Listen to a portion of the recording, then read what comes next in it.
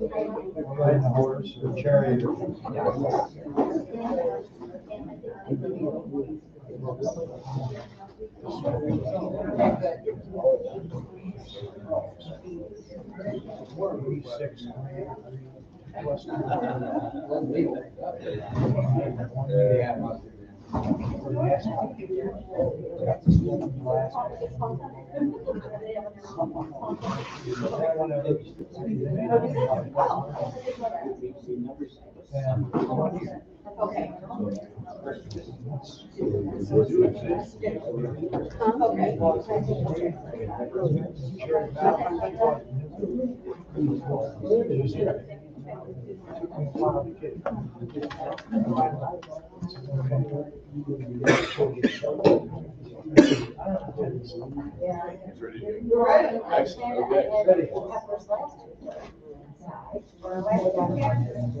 Good morning. Good morning. Good morning. We are on our final session for Ecclesiastes this morning. We still have a bunch of tables up, so we have plenty of seating options. We have the Concordia University St. Paul Christus Chorus here on Thursday night. I think I saw some of you all there. They did a great job. We had a dinner that was hosted beforehand, so Mrs. Irma Tate, who is actually preparing for the luncheon for the elders and deacons and ushers today. We're keeping her busy. Thank you, Irma. So she fed a whole bunch of hungry college students on Thursday night, and has a bunch of hungry ushers and elders and deacons today. So we give thanks to God for that. So I think there's something we said for eat, drink, and be merry. We should probably write that down someplace. So today we are again in a final session for Ecclesiastes, and we will have chapters 11 and 12. We'll definitely be able to get through that, and then have some time for some discussion questions I'd like to put before you today. But before we do that, let's open with prayer. Lord, we thank you for the days of this life, the days which are often in life under the sun, fraught with confusion and despair. Pray that you guide us as people who follow your Son Jesus in hope, that we might make the most of what you have given in every day. And today, bless us by your word, by the working of your Spirit, that we might go out refreshed and renewed in Jesus' name. Amen. Okay, so we're at chapter 11. So we've heard Solomon reflect on all kinds of things, every aspect of life, it seems. And so now, as we're getting into chapter 11, chapter 12, we're kind of getting into some closing thoughts. Chapter 11 is going to be continuing a little bit of what we heard in some of the previous chapters about some practical reflection. So as we take a look at this, we'll talk more about it in just a second.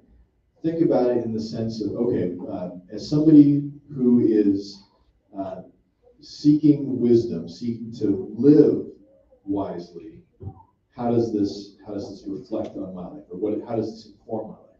So read the first 4 verses of chapter 11.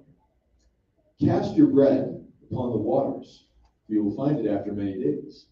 Give a portion to 7 or even to 8, for you know not what disaster may happen on earth. If the clouds are full of rain, they empty themselves on the earth. And if a tree falls to the south or to the north, in the place where the tree falls, there will lie. He who observes the wind will not sow, and he who regards the clouds will not reap. Okay, so Solomon is turning our attention once again to the life of the follower of God's wisdom in real life. So in the workplace, as you go about your day-to-day, if you're following the work that God has given you to do. So what, from what you recall, what we've talked about so far, what should the godly person's attitude towards work be? How would you sum it up? Enjoy it, right? Be engaged in it, right? So you're doing these things. So it makes sense. So if the godly person is seeking to be wise and they're working, that it makes sense that the preacher, the teacher, Solomon is going to give you some pointers, some practical things to help you be able to do that. So here in this section, that's again what he's doing. We've heard a little bit of that before, but what's it look like to live wisely in this world? Well, let's see. So if we're going to be people who are following God in any day, if you're going to be somebody that's in a world that is unpredictable, would it be fair to say that oftentimes the unpredictable is usually going to be bad, right? So in a broken world, things that you can't predict, it's probably going to be something that you can't predict, and it's probably going to be bad. So if you're going to be in that kind of world where the righteous are suffering, where the wicked are prospering, what do you do? So, and in that world where things are unpredictable, how do you move forward with hope? Because if it's going to be unpredictable and it's probably going to be bad, what do you do? Well, look to God for your hope. So think about, as you are going through life, be generous. Talking about casting your bread upon the waters. Use what you've got to be generous. Take care of people around you. Because chances are, what's going to happen if you're taking care of somebody? Will they think fondly of you? Yeah, hopefully. And so use what you have, and that can be something that comes back to you. You can be generous to people that you never know, people on the other side of the world. That's not necessarily going to be paying you back there, but it's a good mindset. All right, let's see here. Another thing that Solomon's talking about is nothing ventured, nothing gained. And if you aren't doing anything, well, how much? Well, what are you guaranteeing if you don't do anything? You're guaranteeing you're not getting any gain. So make the most of what you have, put it to use. Be wise, be discerning, use your head in the opportunities that you have before you. And so that's kind of in that first part. Moving into these next few verses here in 5 and 6, let's read those. As you do not know the way the Spirit comes to the bones in the womb of a woman with child, so you do not know the work of God who makes everything. In the morning, sow your seed, and at evening withhold not your hand, for you do not know which will prosper, this or that, whether both alike will be good. Now, those first couple verses can be translated in a different way too. As it is, the way that we have with ESV is kind of like all one thought. But the way the Hebrew is, it could be two separate things where you say just the way you don't know the way the wind works. Did you ever remember Jesus saying anything about that? When he's talking with who? And so as Jesus is talking with Nicodemus, this is actually one of the things from Ecclesiastes that shows up in the New Testament. As Jesus is speaking with Nicodemus, is just the way you don't know the way of the wind, so it is with the Spirit. Spirit's going to go where it will. So you have that, and kind of how bones are formed in the womb. Those two thoughts or the one thought. Either way, it still works that we don't know kind of how everything is. We don't know the depths of God's design. So, because you don't know, what do you do? Make the most of the time you have. And so we're talking about work, be about the work God has given you to do. And whether or not, and so part of it too, I guess if we could put it this way, is don't slack off. And you're like, okay, well, what if I've got a lot of work to do? Well, do the work that you've been given. If you have to, try to make a choice. Well, is this going to work or is that going to work? What does the preacher say? Do both. As best as you're able, if you have the opportunity with things set before you, don't just try to pick the one or the other. Do both, or at least maybe make some, because you're going to run yourself ragged if you just try to do everything all the time. But you can at least kind of start down the path on both as best you're able and kind of see how it's going. Does that make sense? So rather than just saying, well, I've got too much on my plate, so I'm only going to focus on this. It's like, well, no, if you have the ability, do both. Because there will be times where people are like, all right, it's quitting time, I'm done for the day. And you're saying, well, you go another hour to do do the most you can with the time you have, because you don't know how things are going to play out. You don't know whether this is going to succeed, that's going to succeed, or maybe both. God can bless both of those things. They can both be successful. Okay. So verse 7. We get to this point, and Solomon now in these next few verses is kind of shifting. So from kind of the random, I guess, advice, the pointed advice that God is giving to people through Solomon, we're now moving to some reflections on human existence. So as we go from here through like chapter 12, verse 8. And so first, let's take a look at what does it mean to be young?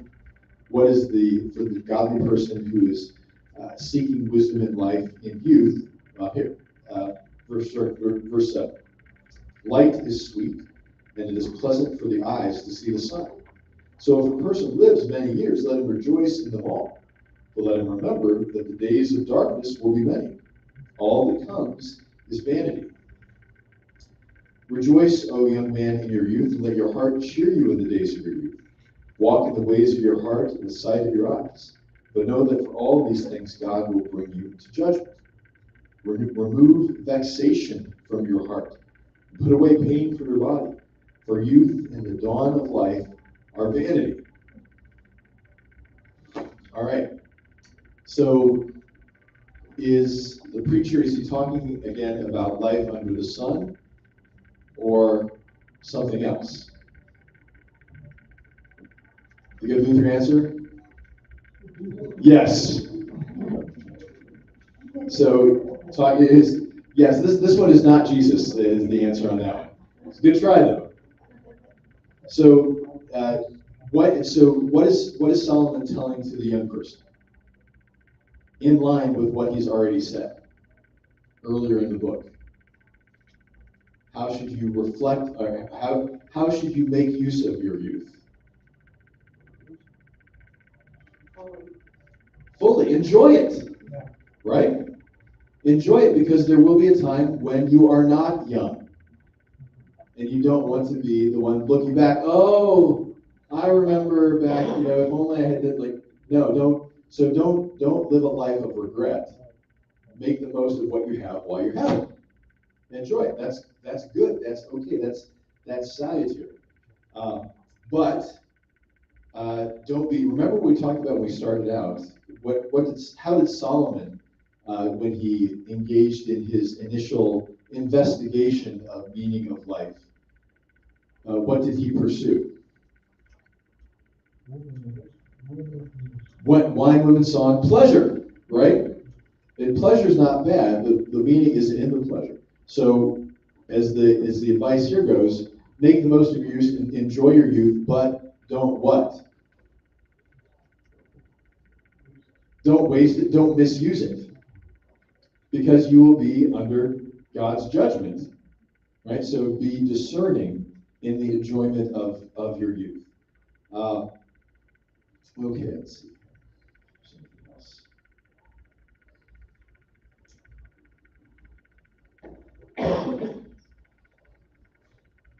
Okay. So parents or grandparents, as you're reading through this and kind of thinking about it, think about how you can use this for your children and point them to encouraging them to enjoy their youth, but also that youth is a gift that they will have times. Encourage them to play, but you be mindful that there are days when they won't be able to enjoy what they have now. Does that make sense? To be able to do that as people that are encouraging, but also understanding kind of the way that the world is. All right, so now we've talked about youth. Solomon's given that guidance. So he's looking at this kind of view of human existence from cradle to the grave. Now we got to move to the second half. So through chapter 12, 1 through 8, is going to reflect on age and what it means to not have youth. So, okay, verse 1, chapter 12. Remember also your Creator in the days of your youth, before the evil days come and the years draw near, which you will say, I have no pleasure in them. Before the sun and the light and the moon and the stars are darkened, and the clouds return after the rain. In the day when the keepers of the house tremble, and the strong men are bent, and the grinders cease because they are few. And those who look through the windows are dimmed. The doors on the street are shut when the sound of the grinding is low. And one rises up with the sound of a bird, and all the daughters of song are brought low. They are afraid also of what is high, and terrors are in the way. The almond tree blossoms, the grasshopper drags itself along, and desire fails, because man is going to his eternal home. And the mourners go about the streets, before the silver cord is snapped, or the golden bowl is broken, or the pitcher is shattered at the fountain, or the wheel broken at the cistern. And the dust returns to the earth as it was, and the spirit returns to God who gave it. Vanity of vanities, says the preacher, all is vanity. Yay! So there's different schools of thought on kind of this passage, whether it's all like an allegory kind of thing, or whether we can read it a little bit more literally, because there's some stuff in there that's confusing. We're going to go more with the literal kind of things, because there's a lot in here that is pointing to the reality of aging, right? Did anybody catch anything in particular with some of the imagery that Solomon's using? Yeah. Yeah. There's some of that, and some of that's kind of the allegory. So yeah, so like when he talks about the sun, the moon, and the stars being dimmed, is well you can't see as well, right? Your eyesight is failing.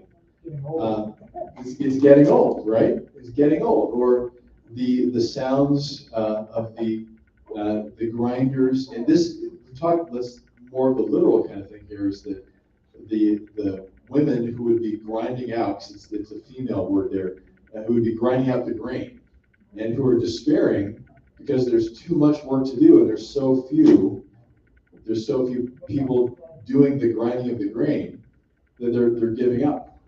And so, kind of in addition to like people maybe think about grinders as like teeth, right? Your teeth are falling out of your head, so you're not eating as much, because that's a way you can look at it too. Because I don't know if they really had dentures back in Solomon's time, but there's that kind of thing, so that the body falls apart. But in another sense, think about it as age goes along too. There's despair because it seems like there's so much that the other people just aren't getting it. Have you ever felt like that? So that's going. There's the note too about where was it?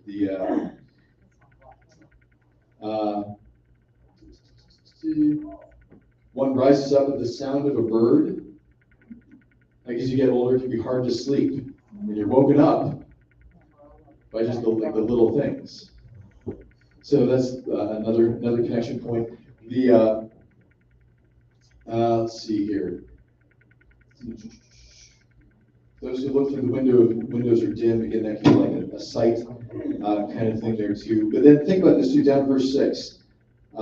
Before the silver cord is snapped and the golden bowl is broken, if you kind of imagine if you had a lamp hanging from a ceiling. So a golden lamp and the silver cord being what holds it. Imagine that kind of like as the fire burns and burns low, the cord is also kind of burning and will fall and crash and be broken, because that's the end. So, all right, we get down to the summary point here as Solomon is reflecting on the scope of life, beginning to end, and he finishes with what? The catchphrase, right? Vanity of vanities. All is vanity. So, yes? Well, in that final verse, the dust returns to the earth, our body, Yep. and the spirit returns to God, our soul. Yep. Always. And that's it. Well, hang on to that for just a second. Before we get to that one, with Solomon's reflection on things, what is vanity? What's another translation? Meaningless or vapor, right? So everything is passing. And when you in Hebrew you have x of x, it's an amplification. So it's not just meaningless; it's super meaningless. It's super vapor. It's super ephemeral. Like what's the point of it all under the sun? Because yeah, like we're saying, the spirit and the body at death separate. And that's not the way that it's designed to be. So the dust returning to the ground, the spirit returning to God, who is the creator. Just think about what that says. The divine relationship. But just under the sun, there's that. So what's the point?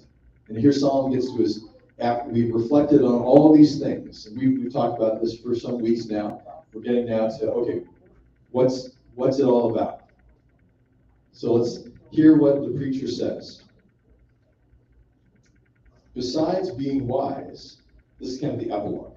Besides being wise, the preacher also taught people knowledge, weighing and studying and arranging many proverbs with great care. The preacher sought to find words of delight. Uprightly he wrote words of truth. The words of the wise are like goads, and like nails firmly fixed are the collected sayings. They are given by one shepherd. My son, beware of anything beyond these. Of making many books there is no end, and much study is a weariness of the flesh. So we hear other things that Solomon did. So the book of Proverbs, one of the things that's there. There's other Song of Songs or Song of Solomon, depending how you translate it, some things there, and other things that we don't necessarily have here as part of the scriptures. But when he's talking about these words, and the point of them, with verse 11, talks about the words of the wise are like goads. What is a goad used for? Yeah. Aha! Well, you goad, yes, it's a prod. So like if you're thinking about like if you have a beast of burden or something like that, the goad can be the sharp or pointy thing that kind of refocuses, kind of gets them going in the right direction. So is it pleasant? Not usually, right? So the words there can be words of correction that get people going in the right way for their good, going in the way that they should be going. So think about this with Paul, as he's going on the road to Emmaus. What happens to not Emmaus, Damascus? What happens to him? Well, he gets bright light, gets knocked to the ground. What does Jesus say to him? Why are you persecuting me? That's words of a goad, right? A correction, a prod, and then everything comes from him. And then what comes from it? Good things. God can use the words of correction, the words that can be hard to hear, to do great things. And so for us, as we reflect on God's design for life and reflect on the meaninglessness of life under the sun, if it's done apart from God, well, how does that shape and direct the way that we live? And this is not just here in Ecclesiastes, but the other things in Proverbs. You go back and read through Proverbs. That's not going to be our study after Easter, by the way. But good things in there. Okay, now, this is great too. The end. Of making many books there is no end, and much study is a weariness of the flesh. So people can put all kinds of thoughts down, because think about Solomon. Solomon is the wisest person that ever lived beneath Jesus. What was his finding of where's wisdom under the sun going to get you? Well, it's worse than nowhere. It's going to drive you crazy, right? If you keep trying to explore, trying to find meaning in life under the sun, that's not going to end well for you. That's the folly. That's the meaninglessness and worse, madness. So the wisdom, people will try to use their wisdom to try to search all these things out, but they're never going to be able to find it. So you have to be able to look for something else. And that something else is the life that comes from God. the life that calls you to live, to enjoy what you've been given, to use what you've been given in the time that you've been given. Because it's all coming from the hand of God's grace. So, summing it up, start with verse 13 here. The end of the matter. This isn't just the final remarks he's making here. This is the final remarks for all these reflections here in the book. The end of the matter. All has been heard. So what's the meaning of life? Fear God and keep his commandments. For this is the whole duty of man. For God will bring every deed into judgment with every secret thing, whether good or evil. Fear God, keep his commandments. So Christians, where does this leave us? Fear God and keep his commandments. And we know that there will be a judgment day. We know there's a day when God brings everything out, the secret, the public, to be judged. So why should you not despair? Why should you not bemoan and say, woe is me, and this is all meaningless? Because of, everybody can say it together. Thank you. Okay, yes. Jesus. Because we know we have not lived according to wise standards, right? We have pursued vanity and vapor and meaninglessness. But we know that God calls us back. The goads, as Lutheran Christians, we talk about law and gospel, right? And that law is a thing that can help to correct us, keep us in the way that we should go, redirect us, guide us. But it's ultimately the life that we have through Jesus that makes all the difference, because he's the one who takes all the judgment for us so that we can live, we can eat, we can drink, we can be married. Take that, Baptists. We love the Baptists. And encourage them to eat, drink, and be married with us. So you enjoy life. Enjoy the gifts that God has given, and take the good with the bad. These sound like platitudes, but it's simple. It's not a big, complicated kind of thing. And when we try to make it more complicated, that's when we get into trouble. So listen to the wisest man that's ever lived under Jesus. That's not me. But listen to the preacher. Listen to the teacher. Okay. Any questions on that stuff? So yes, Warren. God controls the king's mind like canals of water. He diverts it any way he wants. And if he diverts, the Holy Spirit gives you your mind, and you're happy with your work, that is a blessing from the Lord. That is a blessing from the Lord. Yeah, being happy with your work. Controlling your mind. Well, and so God gives us, and this is the fraught discussion of, well, what's free will and all that. And so God gives us freedom from the bondage of sin, right? So rather than God controlling your mind, God will give you guidance, but he also gives you the freedom, as we've seen, and you can use that freedom in bad ways, or you can use that freedom in good ways. But a good way is enjoying what you have, enjoying making the most of it. Okay, so now we have a little time for some discussion questions and things I would like everybody to think about. You've reflected on Ecclesiastes now for several weeks, and we've heard all these different points that have come from the preacher, the teacher. So at your tables, and so if you're solo, group up with some folks here too, and think about as you're reflecting on Ecclesiastes, how has this? What have you found surprising about what we've heard through the preacher? So start with that. What have you found surprising? If you haven't found anything surprising, good for you. I find surprising stuff, but okay. So think about that. What have you found surprising? We'll start with that.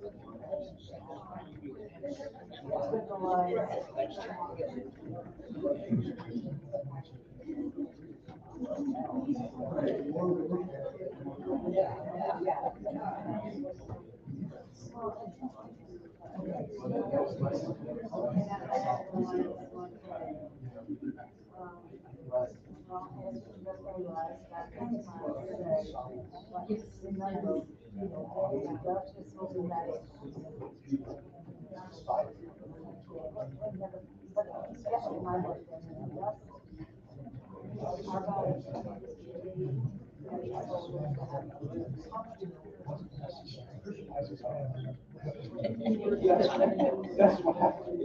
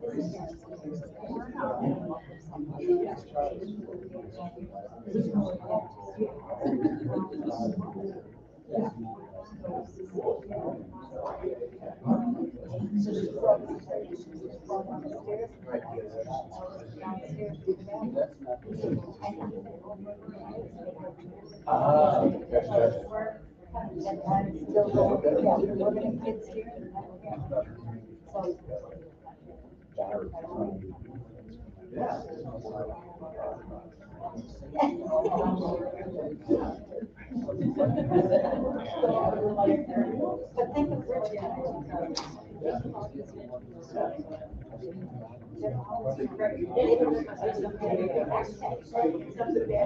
They're not, what can I buy, what can I? There's billions of dollars, yes.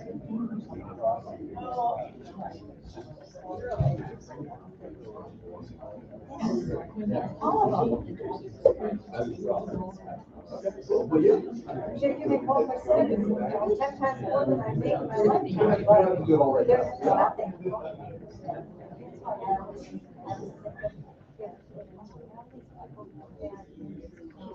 Okay, let's come back together because I have another question too. But just real quickly, did anybody at any of the tables you have, I think that jumped out as one of the things that's a surprise?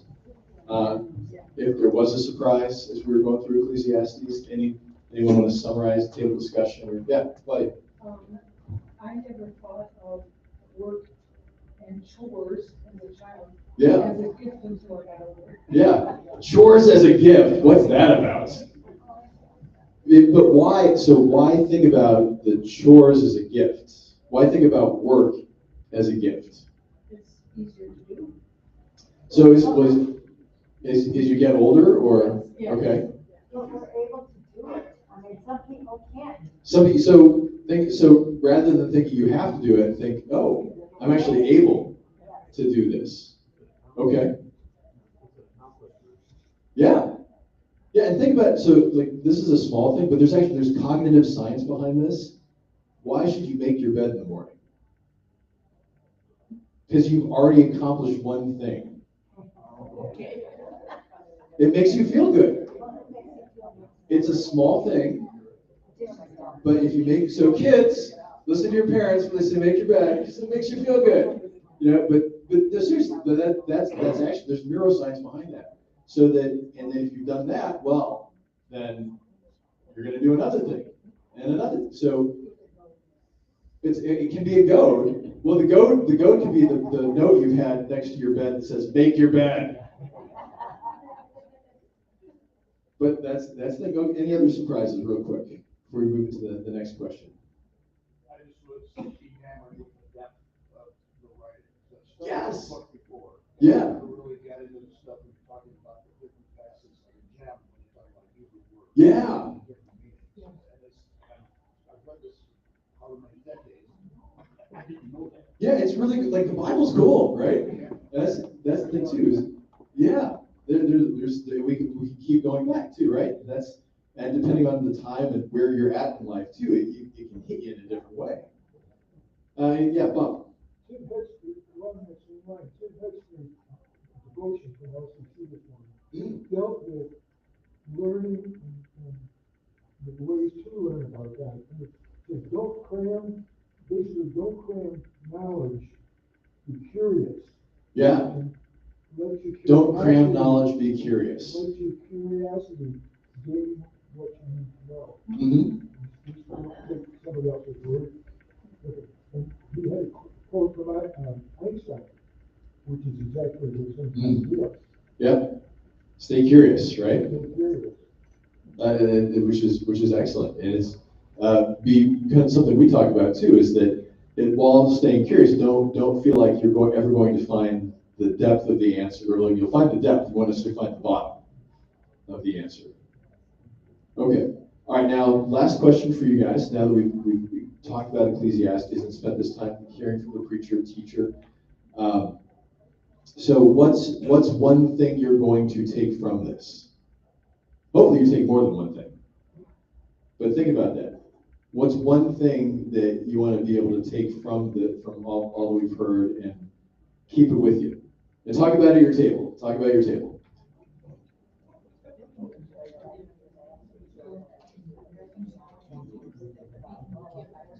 I'll get back to it.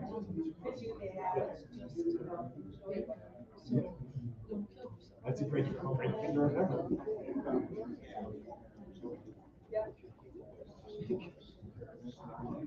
Yeah, it's like, this is all depressing. Yeah.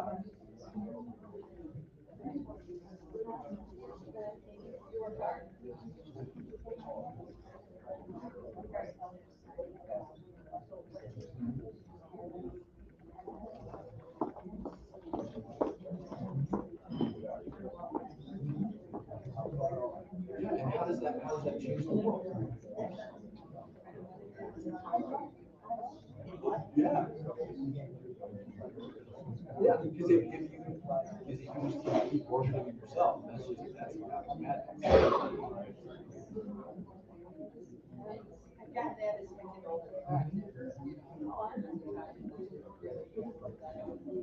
Sure. Yeah. The question is like, what's one thing you take away from this? I couldn't work outside of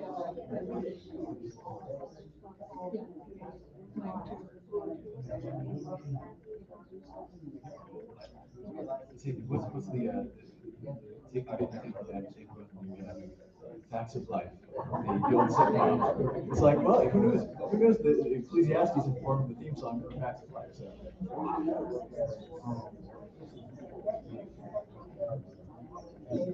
It is really. Yeah, I don't know. I've seen that. Oh. Oh yeah.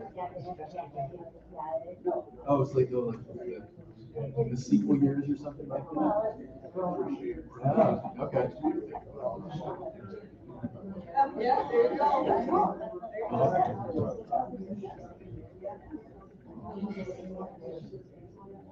Oh, wow. Yeah, yeah.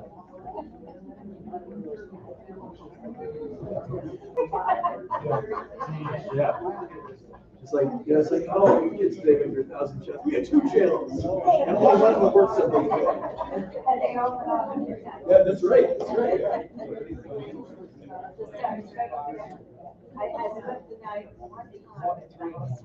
Okay, well, I will not ask you all to share your takeaways, but I pray that you were blessed by this time we spent in God's Word, and that you get to maybe see Ecclesiastes with a new perspective, and so hopefully it's something that you get to come back to for words of encouragement and the words that are real, words that reflect the reality of life that we have in life under the sun, but also life as it is to be lived in wisdom, life that looks to God for our hope. So God bless you. Next week, I invite you to come back, join us again. We have our film fest that's going to be happening with Palm Sunday for Christ for Kids. They've been working these many weeks on some very creative endeavors. So come back and enjoy that next week. And then we won't have on Easter Sunday, we won't have a class because I'll be in services from like back to back to back to back for that. But then we'll look to have announcements on what's coming up following Easter in the weeks ahead. So God bless you, and go in God's peace.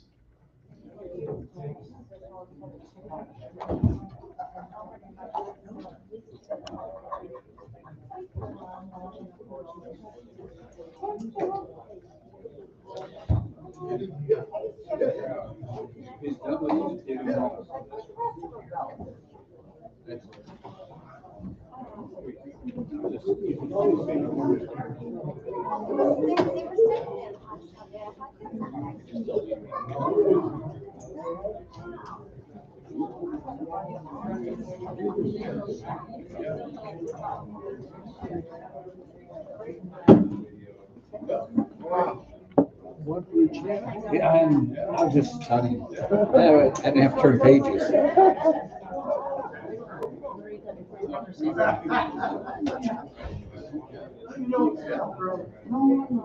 He drove here. You guys did the same. It's all wait for a while till you get it, huh? The only way steering to get better. Yeah.